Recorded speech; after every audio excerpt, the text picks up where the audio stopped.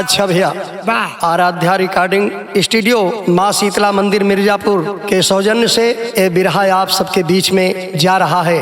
हमको आशा उम्मीद है कि बिरहा को आप सब बेहद पसंद करेंगे। और बिरहा ये आज के नहीं, बहुत पहले का ही हमारे बड़े भाई कवि राज बहादुर जी ने लिखे हुए हैं। कहना है भैया, 4 लाइन भूमिका है बाबू। कितनी मार्के की बात कवि जी एक एक लाइन में भूमिका में भाव दिए हैं।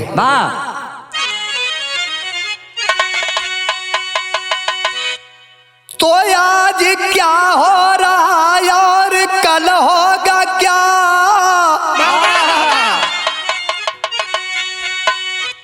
जानता है नहीं कोई मानो यहाँ। कोई इंसान ऐसा बता दे भला,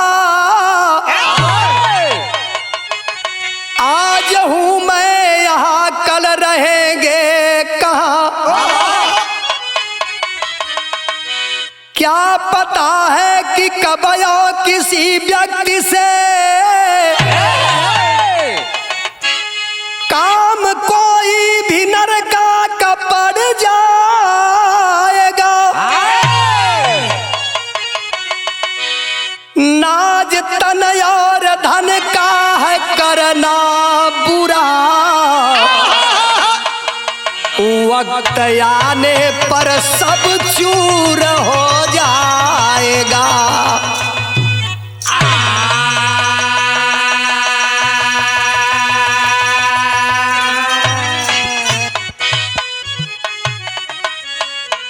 ए भैया, बात सामने, आज क्या हो रहा और कल होगा क्या।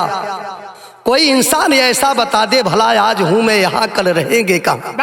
क्या पता है कि कब यो किसी व्यक्ति से काम कोई भी नरका का पड़ जाएगा। नाज तन और धन का है करना बुरा, वक्त आने पर सब चूर हो जाएगा। तो भैया एक लाइन गजल का टुकड़ा बा विनोद भैया, वही गजल का अंदाज बा।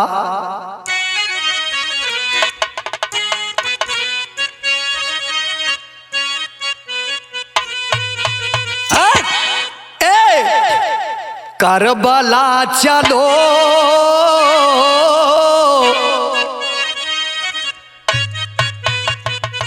आए, यही गीत का लाइन बा भैया। करबला चलो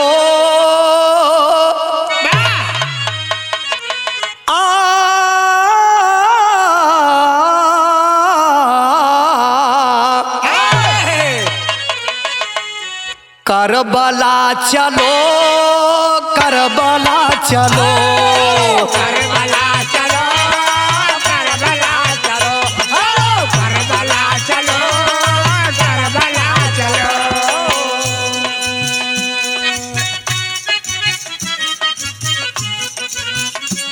अरे लेकर खुदा का नाम चलो, करबला चलो, करबला चलो, करबला चलो, करबला चलो, करबला चलो, करबला लेकर खुदा का नाम चलो, करबला चलो, करबला चलो, करबला चलो, करबला चलो।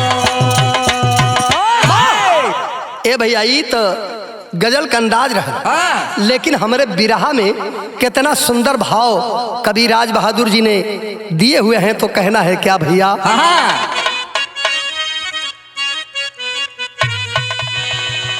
इंसान है नहीं, इंसान है नहीं, इंसान है नहीं, इंसान है नहीं, इंसान है नहीं, इंसान है नहीं। अरे करता है जो अभिमान वो इंसान है नहीं, इंसान है नहीं।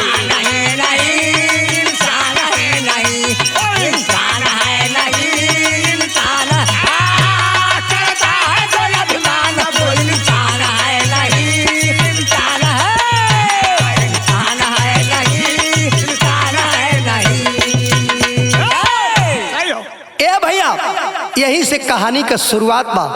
कव्वाली का नजम बा भैया। कहना है क्या, आदमी आदमी से होता है गरीब नहीं, समय धन ही न करे या करे नसीब सही। कोई मानो से कोई मानो का कमसान नहीं, समय से बढ़कर कोई दुनिया में बलवान नहीं। नाज करना बुरा पूरा नहीं सपना होगा, प्रेम से बढ़कर कोई जग में ना अपना होगा। शान सम्मान से रावण जगत में सूर हुआ, किया था नाज पापी का घमंड चूर हुआ।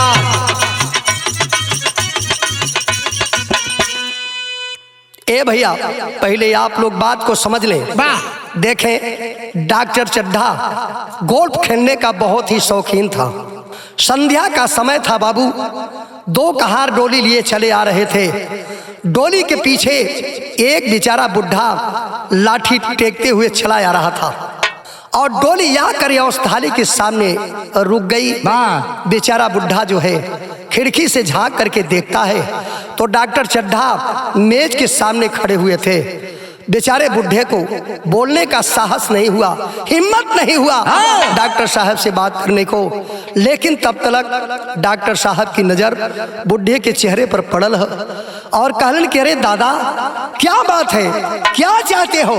बेचारा बुढ़ा अपनी आंखों में आंसू ले करके और रोते हुए कहने लगा, डॉक्टर साहब से क्या कह रहा है, दर्द लगल मास्टर।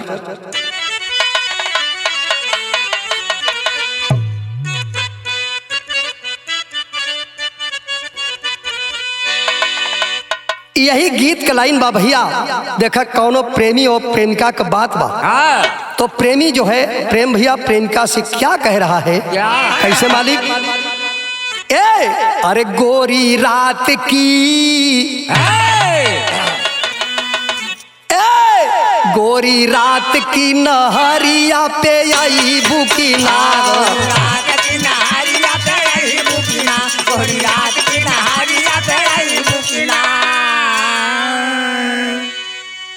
अरे हाई जाई बेटावा तो फूल जाई बेटावा,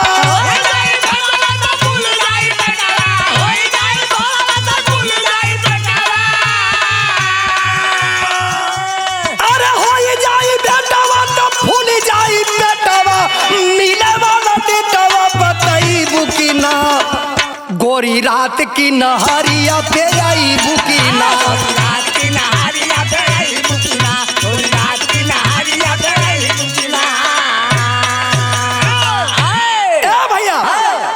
तर्ज रहल लेकिन बिरहा में कितना सुंदर फर्ज कवि जी भाव दिले हुए।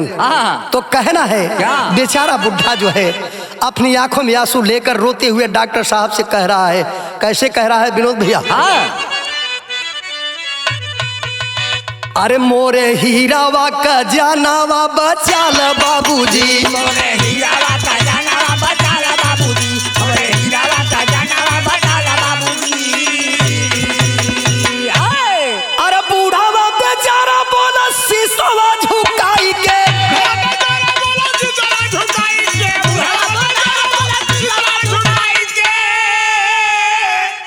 अरे बूढ़ावा बेचारा बोला शीशवा झुकाई के, अरे काफिल वाला नवा संभाल बाबूजी, मोरे हीरावा का जानावा बचाल बाबूजी, मोरे हीरावा का जानावा बचाल बाबूजी, मोरे हीरावा का जानावा बचाल बाबूजी, मोरे हीरावा का जानावा बचाल बाबूजी।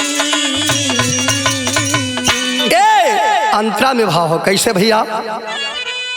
हम हई गरीब हम घेरे बाटे काल हो, गरीब हम घेरे बाटे काल हो, हम हई गरीब हम घेरे बाटे काल और 7 गो सुगनावा में बचाए कलाल हो, 7 गो सुगनावा में बचाए कलाल हो, 7 गो सुगनावा में बचाए कलाल। अरे धन दौलतिया तो सब ही कमाले, अरे मोरे हीरावा का जानावा बचाल बाबूजी। मोरे हीरावा का जानावा बचाला बाबूजी, मोरे हीरावा का जानावा बचाला बाबूजी।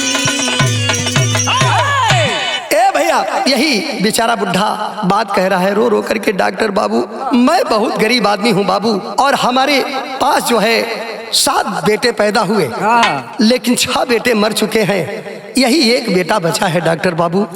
और आप मेरे बेटे की देख लीजिए, हमारे बेटे को देख लीजिए, हमारे बेटे की हालत बहुत गंभीर है, बहुत सीरियस है डॉक्टर बाबू।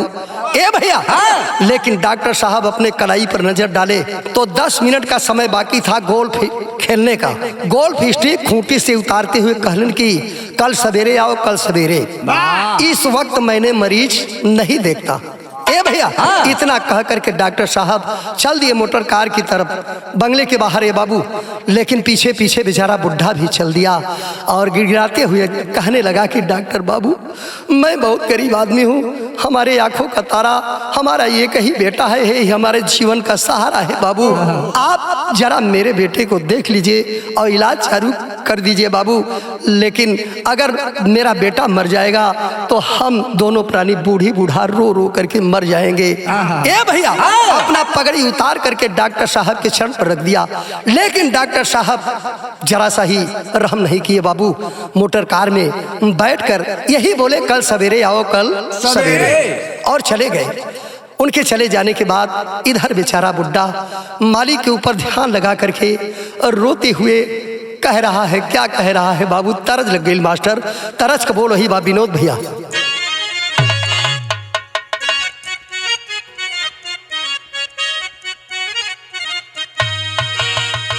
ए भैया, कौन दुल्हन का दुल्हा प्रेम भैया परदेश में रहलन, और दुल्हन देखा याद करत हो सैया जी के, कई महीना दिन बीत गए रहल भैया, लेकिन औरतन के आगम जनाए लगल, तब दुल्हन जो है क्या कर रही है, और अपने कोई सहेली, अपने पड़ोसन सहेली से कह रही है, क्या कह रही है,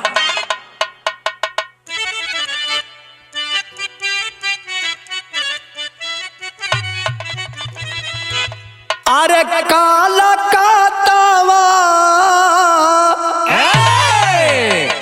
काला का तावा से बलमा मोराया वाले हो, वाले हो,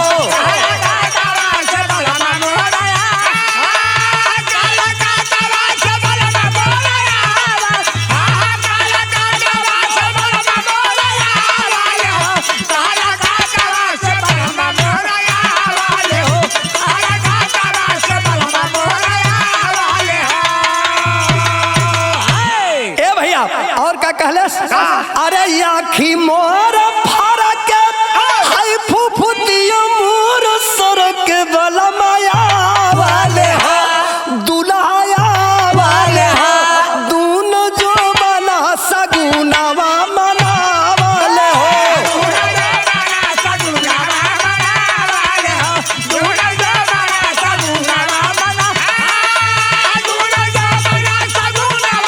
जिया रात दिया।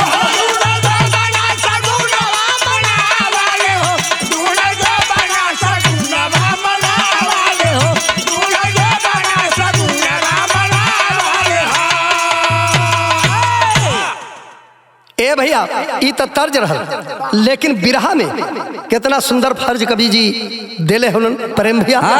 कहना है बेचारा बुढ़ा ऊपर वाले के ऊपर ध्यान लगाकर, दुनिया के मालिक के ऊपर ध्यान लगा करके कह रहा है कि बारे प्रभु अपार है तेरी मारा, अपार है तेरी माया प्रभु, और इस संसार में गरीबों का कोई कदर ही नहीं है।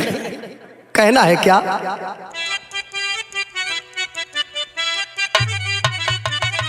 अरे विधाना तोहार जग में माया माया पार, केहू केहू का नाही हो, केहू केहू का नाही हो, जान के कर विपतिया केहू केहू का नाही हो,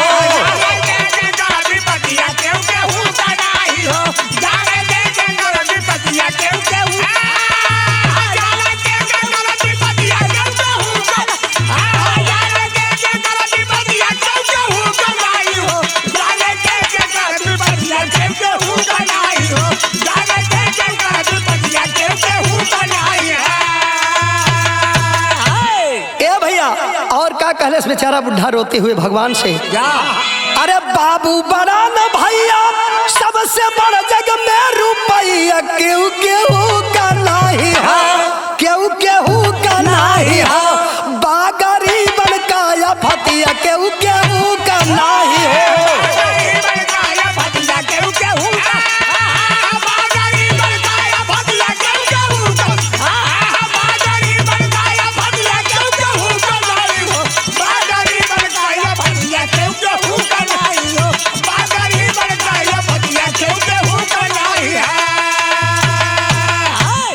बेचारा बुढ़ा सोच रहा है कि हो सकता है कि डॉक्टर साहब अब पर भी लौट कर वापस आ जाए, लेकिन ये भैया तब का भैल कहना है विनोद भैया, अरे काफी भैली दरिया वापस आईली ना मोटरिया क्यों केहू का नहीं हो, क्यों केहू का नहीं हो, टूटल बुढ़ावा का हिम्मतिया क्यों केहू का नहीं हो।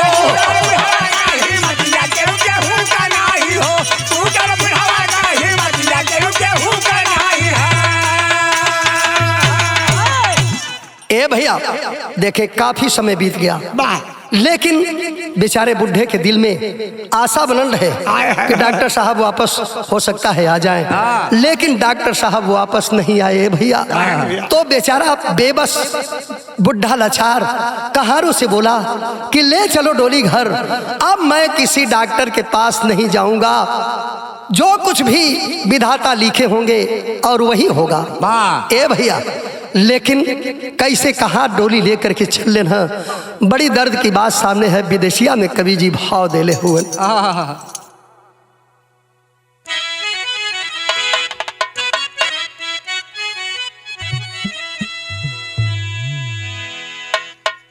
तो भैया हो कैसे चलने, अरे डोलिया उठाई चले, डोलिया उठाई चाले लेके का हरावाहू, दुखवा न जाने से पापी डॉक्टर नरियो, तब बूढ़ावा बेचारा लाठी, बूढ़ावा बेचारा लाठी टेकत की डगरिया में, गिरत भारत चाला रात योनियरिया। आय हाय ए भैया डोली के पीछे बेचारा बुढ़ा लाठी टेकट टेकट चल दिया अपने घर की ओर।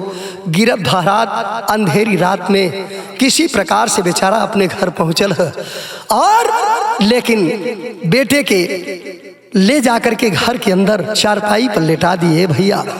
तो इधर बूढ़ी मतारी क्या करती है, वही लाइन बा विदेशिया का भाव बा,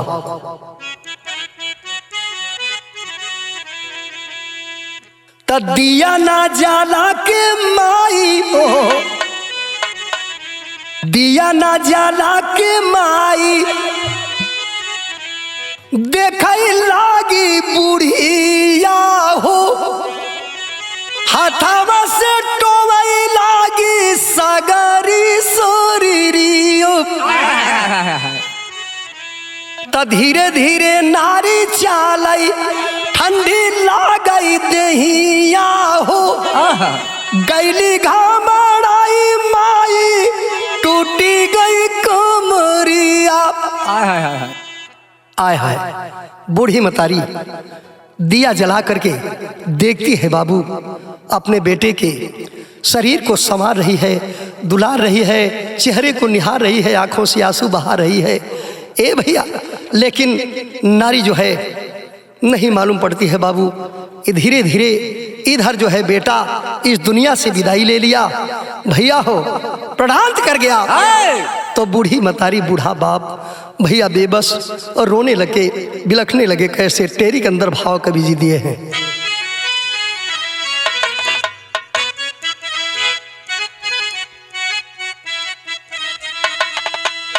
अरे राम पिजरावा छोड़ के भागा सुगना, अरे मार राम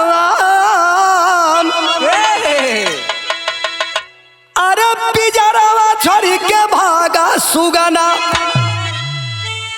माता पिता के गोली सीने बीच लागा, यार हा लागा, यार हा लागा।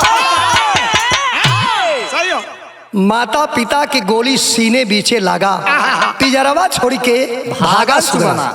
ए भैया, लेकिन इधर बेटा दुनिया से विदाई ले लिया भैया हो, लेकिन बूढ़ी मतारी रो रही है। बेचारा बूढ़ा बाप अपने बेटे का किसी तरह से जो है अंतिम संस्कार किया और दुख में क्रियाक्रम करके जीवन व्यतीत करने लगे।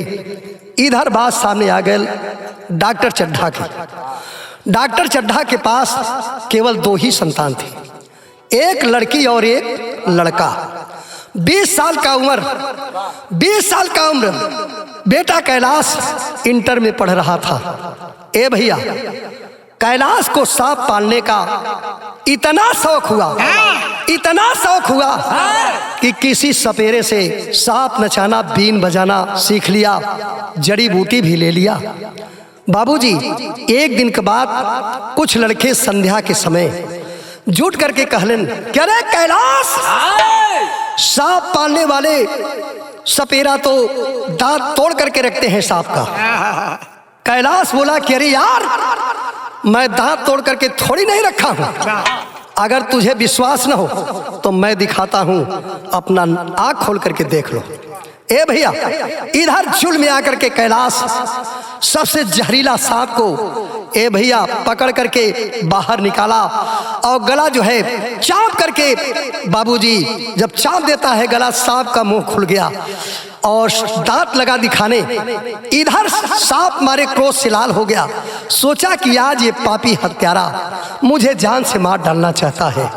तो भैया हो, इधर विकराल रूप सांप का देख करके बच्चे डर से थरथराने लगे, कांपने लगे, डरने लगे।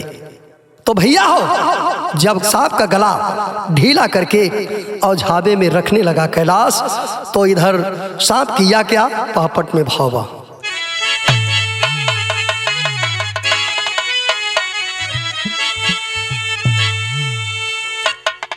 कहना है, अरे क्रोध में काफी रहा नाग मतवाला काला जहरीला, अरे क्रोध में काफी रहा नाग मतवाला काला जहरीला, अब पकड़ के अंगूरी काट से जहर का प्याला काला जहरीला।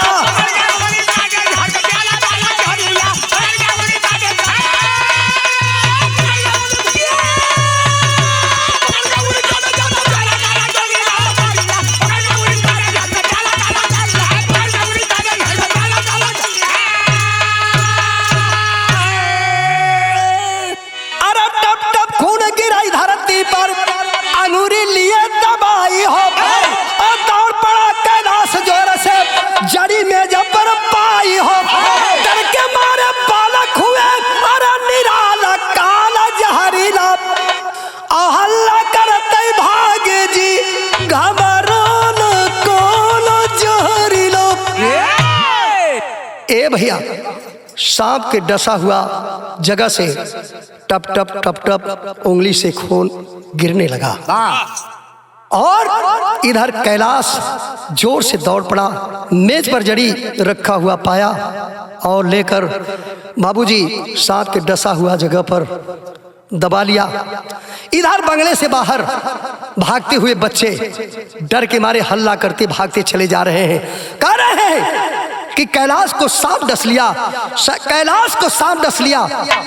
बच्चों के मुखारबिन से सांप काटने का खबर पा करके डॉक्टर चड्ढा दौड़ पड़े और सांप के डसा हुआ जगह को नस्तर निकाल करके चीरना चाहे।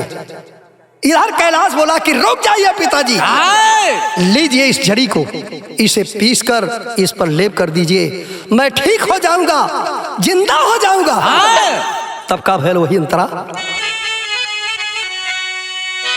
अरे जड़ी पीस कर दिए लगाई, 1 मिनट जब बीता हो आंख बंद कैलाश का हो गई, अरे रोवई माता पीता हो, बाहर मालिक कौन मुसीबत डाला काला जहरीला, और डॉक्टर साहब लगे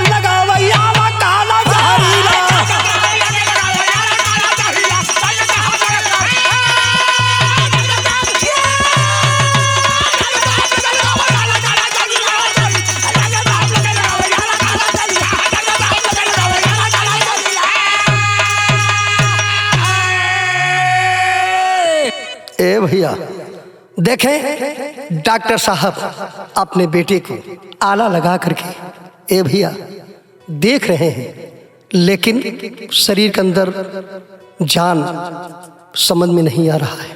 तो हुआ क्या, बाबूजी एकदम पागल की तरह हो गए और रोने लगे।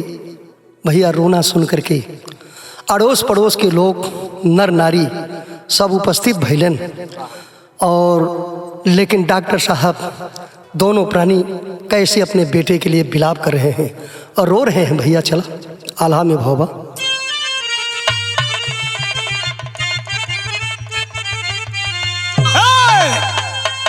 अरे पागल भइले डॉक्टर बाबू, अरे लाल के कारनावा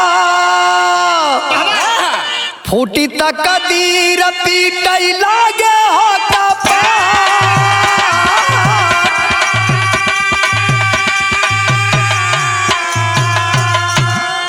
अरे कवने कसुरवा से मिला हमें दुखावा।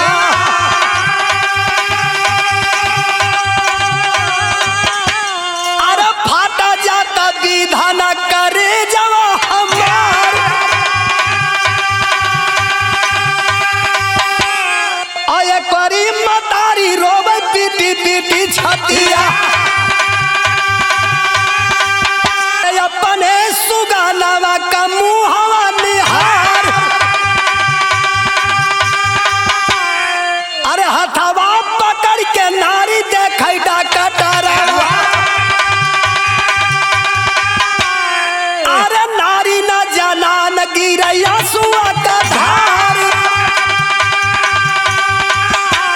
और नस्तर निकारी मारे चाला गरावा में।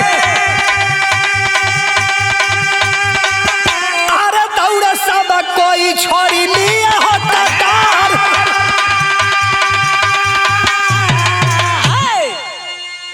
ए भैया देखें इधर बूढ़ी मतारी अपने बेटे के याद में बेटे को निहारते हुए सूरत रो रही है, छाती पीट पीट करके। बाबू दूसरे तरफ डॉक्टर चड्ढा रोते हुए एकदम बेचैन हो गई लेने बाबू, नस्तर निकाल करके अपने गले में मारना चाहे। तब तक वहां पर जुटे हुए लोग जो कि वहां पर मौजूदगी में उपस्थित थे बाबू, दौड़ करके डॉक्टर साहब के हाथ का कटार छीन लेते हैं और समझाने लगे, धीरज बढ़ाने लगे। कहलन के डॉक्टर बाबू चिंता करने की बात नहीं है, घबराइए मत डॉक्टर बाबू। और एक बुढ़ा है शहर के कई मील दूर पर, वो चाहे जैसा सांप काटे रहे वो जिंदा कर देता है, यानी उससे कोई मरीज सांप का काटा हुआ मरने नहीं पाता है। ए भैया डॉक्टर बाबू कहलन कि ठीक है भैया लोगन, बाबू लोगन, तो उसी को बुलाइए और हमारे प्यारे कैलाश को जो कोई उठाकर बैठा देगा, जिंदा कर देगा, तो मैं उसे अपना सारी जायदाद लिख दूंगा, नगोटी पहन करके मैं घर से निकल जाऊंगा। तो भैया देखें आज बात सामने है बाबू। होता क्या है, इधर सब लोग बुढ़े को बुलाने के लिए तैयारी बना लिए। तो कहना है कैसे, वही अलहान भाव बा।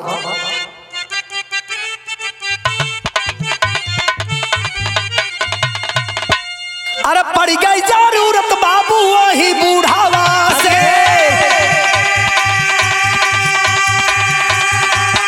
अरे चावल लेके आई रहा डोलिया दुआर। और कैले बोला भैया आधी रात बूढ़ावा के।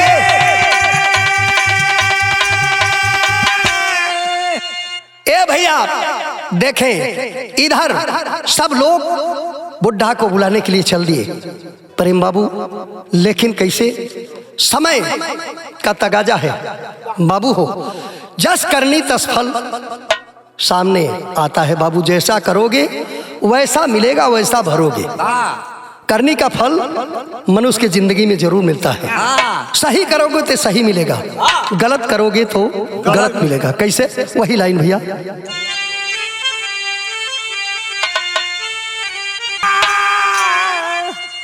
ए भैया सब लोग चल दिए बेचारे बुढ़े को बुलाने के लिए। आधी रात में बुढ़ा अपने घर में चारपाई पर सोया हुआ था और सब लोग सिकरी पीट पीट करके बुलाने लगे कि दादा दादा दादा किवाड़ खोलिए दादा। ए भैया सब लोगों की आवाज सुन करके बुढ़ा सोचने लगा, विचार करने लगा कि इतनी रात में मुझे कौन बुला रहा है। बोला कौन है तुम लोग? करण कह रही दादा हम लोग बहुत दूर से आए हैं दादा, डॉक्टर चड्ढा के बेटे को सांप काट लिया है दादा, जल्दी चलिए दादा, जल्दी चलिए दादा, नहीं तो उनका बेटा मर जाएगा। ए भैया इतना बात सुनते ही बुढ़े को तुरंत बात याद आ गई और क्रोध से लाल कहा कि कहाँ चलूं? बहुत अच्छा हुआ मेरी बला गई, जाकर उससे कह दो डॉक्टर चड्ढा से मैं नहीं जाऊंगा, आज उसका बेटा है, मेरा बेटा नहीं था, मेरे बेटे की सूरत तक नहीं देखा, गोल्फ खेलने चला गया, मेरा बेटा मर गया। ए भैया पन्ना की सूरत हमारी आंखों में नाच रही। ए भैया सब लोग वापस चले गए, लेकिन सबके जाने के बाद इधर बेचारा बुढ़ा सोचने लगा, विचार किया, अपने मन में विचार विमर्श किया कि अगर सांप काटने का आज मैं खबर पाकर नहीं जाता हूं तो सब दिन का मेरा धर्म कर्म सब व्यर्थ हो जाएगा। ए भैया सोच विचार करके बुढ़ा अंधेरी रातों में चल दिया डॉक्टर साहब के घर के लिए। लेकिन कैसे चलल? अंतिम प्रमाण दादा पंधारी के तर्ज में ओरिजिनल भावा कैसे भैया?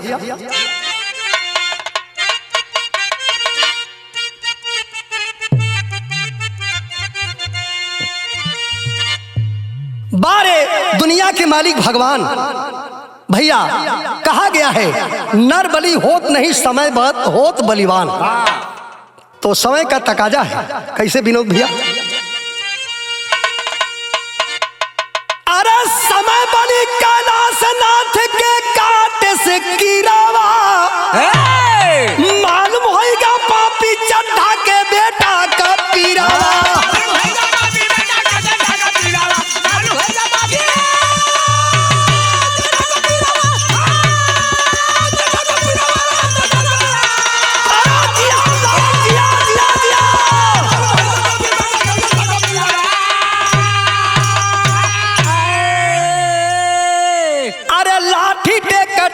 बुढ़ावा पहुंचा चड्ढा द्वारे हो और डॉक्टर लगा बुलाने, डॉक्टर गम के मारे हो बाहर निकले, डॉक्टर बहे नयन से नीरव, मालूम होगा पापी चड्ढा के बेटा को पीरावा।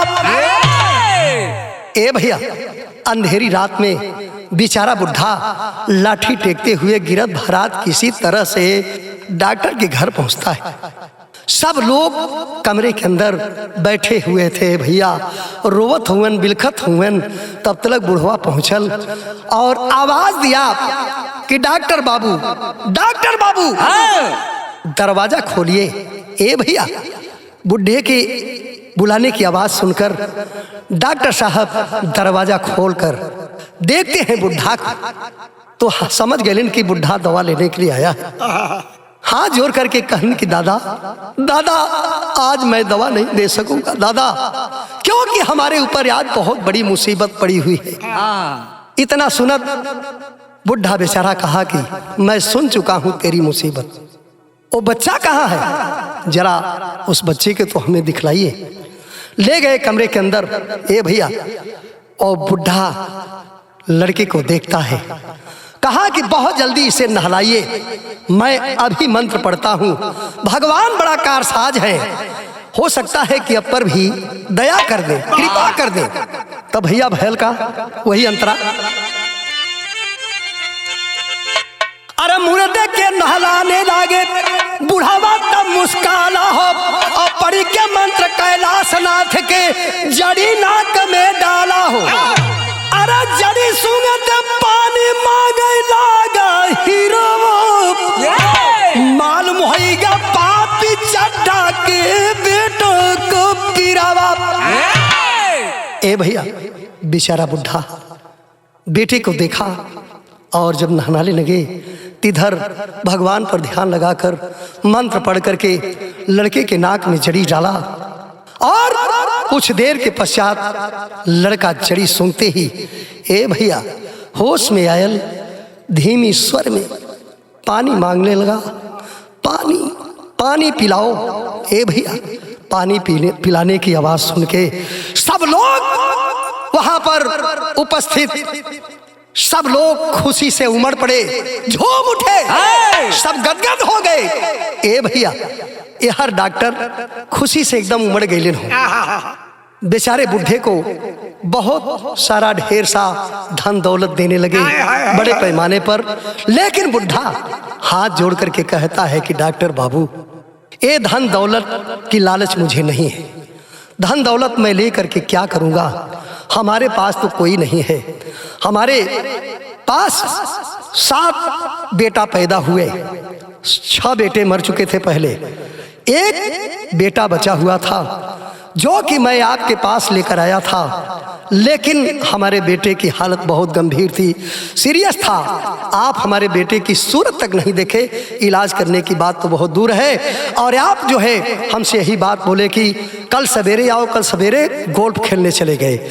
बुढ़े की बात सुन करके डॉक्टर को तुरंत याद आ गया, हाथ जोड़ करके बुढ़ा के चरण पर ए भैया शीश झुका के हाथ जोड़ करके माफी मांगलन, कहलन कि दादा मुझे माफ करिए।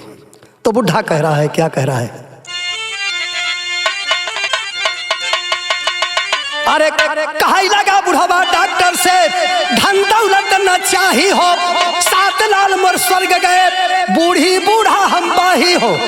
माफी मांगे डॉक्टर तब झुका के सिरावा, मालूम होगा पापी चढ़ा के बेटा का पीरावा।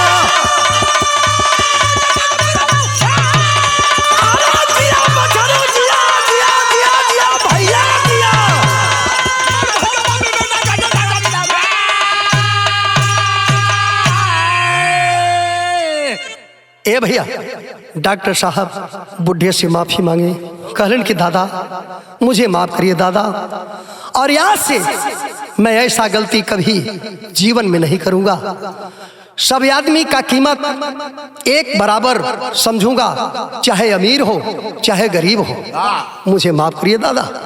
ए भैया अंतिम प्रमाण गुरु घराने का परिचय।